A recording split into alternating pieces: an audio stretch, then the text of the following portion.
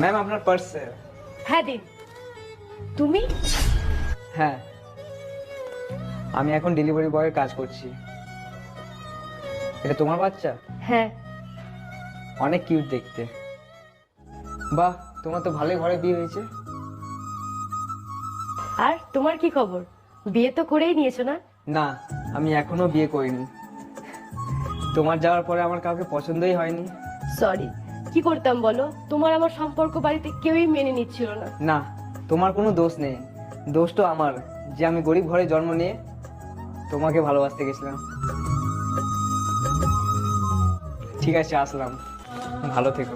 মন কাঁদে রে কাঁদে রে কাঁদে রে, স্মৃতি মোছে না।